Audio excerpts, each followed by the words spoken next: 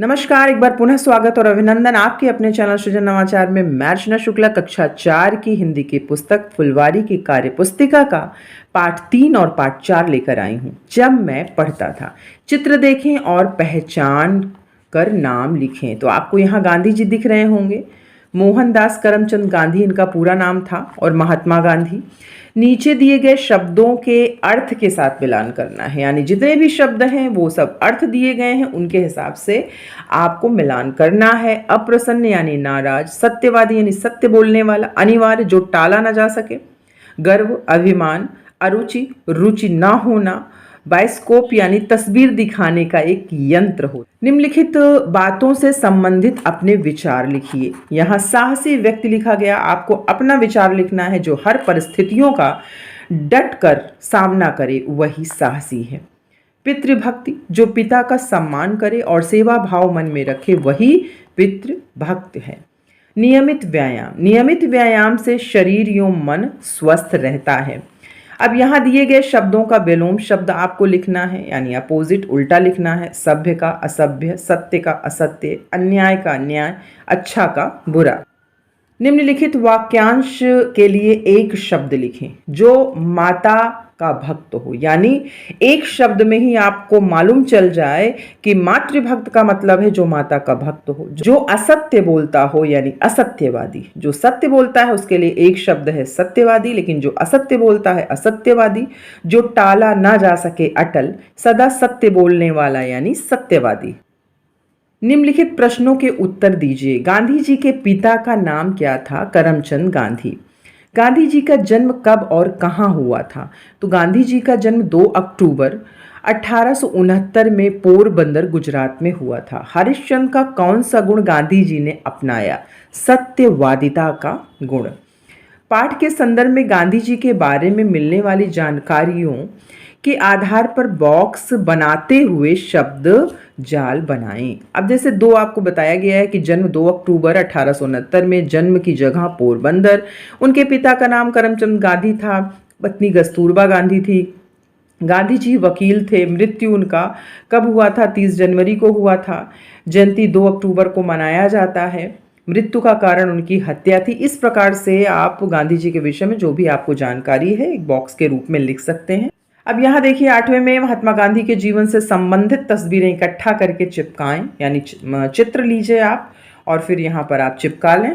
देखिए कि महात्मा गांधी से संबंधित प्रेरक कथन लिखें। बहुत सारे उनके प्रेरक कथन हैं, आप कुछ भी लिख सकते हैं। महात्मा गांधी से एक बार एक महिला मिलने आई। वह गांधी जी से अपने बच्चे की गुड़ खाने की गंदी आदत को छुड़वाना चाहती थी। गांधी जी ने कहा, मैं भी बहुत खाता था, 1 सप्ताह मैंने गुड़ का सेवन नहीं किया, मेरी आदत छूट गई।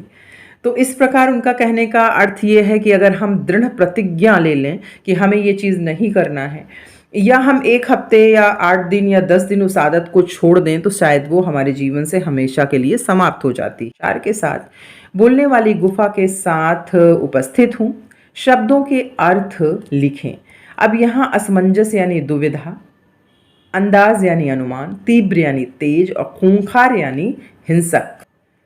समानार्थी शब्द आपको लिखना है। समान अर्थ रखने वाले को ही हम समानार्थी शब्द कहते हैं। जैसे यहाँ मुंह हम बोलते हैं तो हमको समझ में आ जाता है।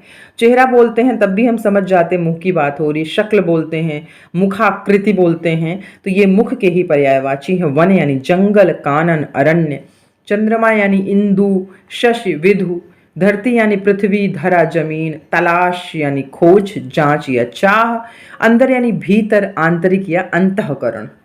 सही कथन के सामने, सही और गलत के सामने आपको क्रॉस का चिन्ह लगाना है। लोमड़ी को आभास हो गया कि उसकी गुफा में शेर बैठा है। जब यहाँ आप आराम से सही और गलत का अंदाजा लगा सकते हैं। शेर शिकार की खोज में अपनी गुफा से बाहर निकला था, तो हाँ बिल्कुल सही है। गुफा में भालू के पंजे के जाने के निशान बने थे, तो ये गलत है। लोमड़ी की बातों को सुनकर शेर असमंजस में पड़ गया, ये सही है।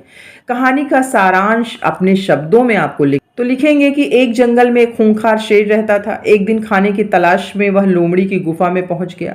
शाम को जब लोमड़ी अपनी गुफा में लौटती है तब शेर के पंजे का निशान देखती है। इस बात में कितनी सच्चाई है जानने के लिए गुफा से बात करती है। शेर उसकी चाल नहीं समझ पाया और जवाब दे देता है। लोमड़ी भाग जाती है। दिए गए चित्रों में जानवरों की पहचान करके उनका नाम आपको लिखना है। तो ये जानवर क्या आपको दिख रहा है? शेर है। फिर आगे हम बढ़ते हैं तो ये हमें क्या दिख रहा है? पहले में शेर है, दूसरे चित्र में हमें लोमड़ी दिखाई पड़ रही है।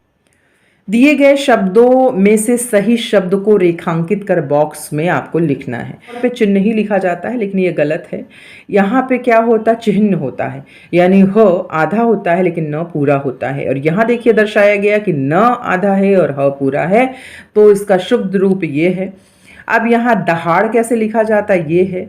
और रहस्य ये शब्द सही है, असमंजस्य ये सही है। सातवां देखिए कि पाठ में दी गई कहानी को पढ़ के प्रश्नों के उत्तर दीजिए। अब पाठ यानी जंगल के सभी जानवर किससे डरते थे? तो जंगल के सभी जानवर खूंखार शेर से डरते थे। किस जानवर को अन्य जानवरों की अपेक्षा तीव्र बुद्धि का माना जाता है? तो लोमड़ी को तीव्र बुद्धि का माना जाता है। अपने घर के बड़ों से कोई कहानी सुनकर लिखें। शेर और चूहे की कहानी सुनो और उसको लिखो, या जो भी कहानी वो सुनाना चाहते हैं।